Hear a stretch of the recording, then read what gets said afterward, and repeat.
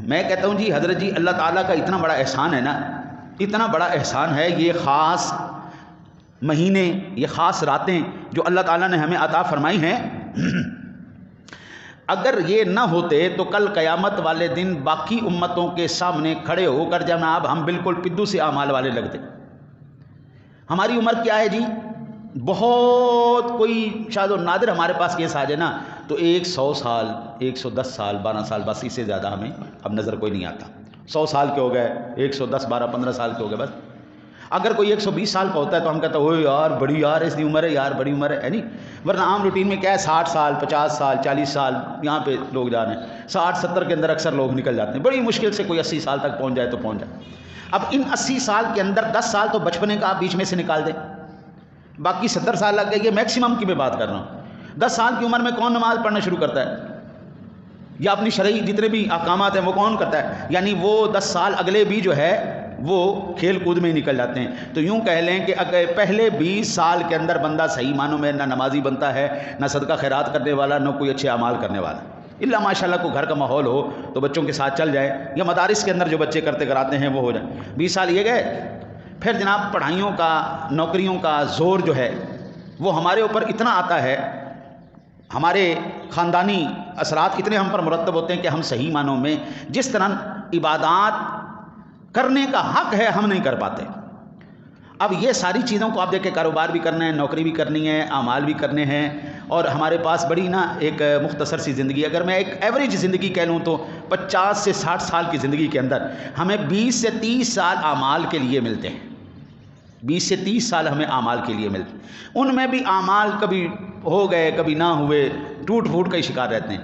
اب یہ 20 سال، چلو ہم 30 سال کہتے ہیں، 30 سال تک ادھر سے 30 سال کے اعمال ہیں، اور پہلی امتوں کی عمریں کتنی سی؟ 1100 سال، 1200 سال، 1000 سال، اتنی لمبی لمبی عمریں۔ اب 30 سال عمل کرنے والا جب 1000 سال کی عمر والے عمل کرنے والے شخص کے ساتھ حشر والے دن کھڑا ہوگا تو اس کا کیا کیفیت ہونی تھی؟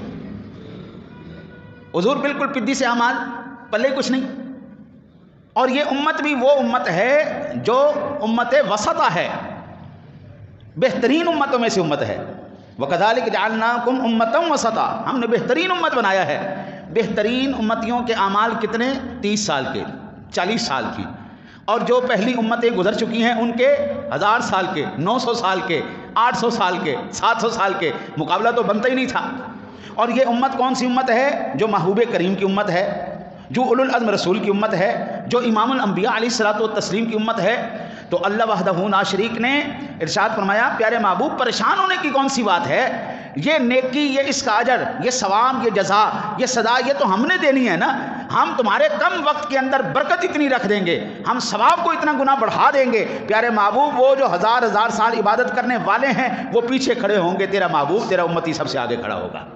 یہ وہ ایام ہے جی، یہ وہ مہینے ہیں جن مہینوں کے اندر اللہ نیکیوں کو بہت زیادہ بڑھا دیتا ہے۔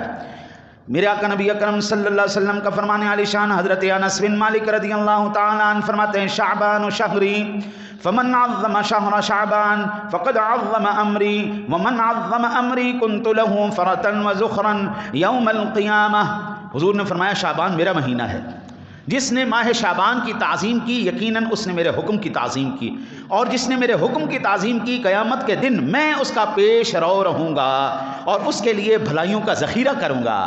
آگے نا بات کہ حضور نبی اکرم صلی اللہ علیہ وسلم کی ذات گرامی ہمارے لیے بابو یہ شعب الایمان باب الصیام کے اندر یہ 3813 نمبر پر اور 1398 نمبر پر روایت موجود ہے۔ یعنی آپ کتنے خوش نصیب ہیں کہ بلا کم وقت میں اللہ تعالیٰ آپ کو کتنا اجر عطا فرما رہا ہے، اور وجہ کیا ہے؟ سن نبی پاک صلی اللہ علیہ وسلم کا دامن رحمت، اپنے نبی کے دامن رحمت کے صدقے۔ یعنی اس لیے میاں صاحب فرماتے ہیں، لک ہزار بہار حسن دی وہ اندر خاک سمانی، اجئی پریت نا محمد کے جگ وچ جوے کہانی۔ اوے اللہ کے نیک بندے دامن رحمت مصطفیٰ کے ساتھ جڑ جا، کل قیامت والے دن حضور کہتے ہیں میں تمہارے آگے چلوں گا، میں تمہارا پیش رو رہوں گا، میں تمہاری بھلائیوں کا ذخیرہ کروں گا۔ اللہ کے نیک بندے کل کم از کم اتنا تو کر جا کہ حضور کا سامنا کرنا ہمیں پڑے، اور انشاءاللہ ہم ضرور حضور کا سامنا کریں گے۔ کہیں پر ایسا نہ ہو حضور مجھے دیکھتے ہی کہہ دیں اپنے آپ کو میرا امتی کہتا تھا اور ماں باپ کا گستاخ تھا تو اپنے آپ کو میرا امتی کہتا تھا، بہن بھائیوں کے ساتھ تیرا کیا سلوک تھا؟ اپنے آپ کو میرا امتی کہلاتا تھا، میں نے تجھے غنی کیا تھا، تو نے کیا کیا تھا؟ کسی یتیم کے ساتھ، کسی غریب کے ساتھ، کسی مسکین کے ساتھ، کسی ضرورت مند کے ساتھ، کسی مجبور کے ساتھ تو نے کیا کیا تھا؟ حضرت جی قبلہ میں اس وقت ملک پاکستان کے حالات کو دیکھوں نا تو مجھے بڑا تعجب آتا ہے۔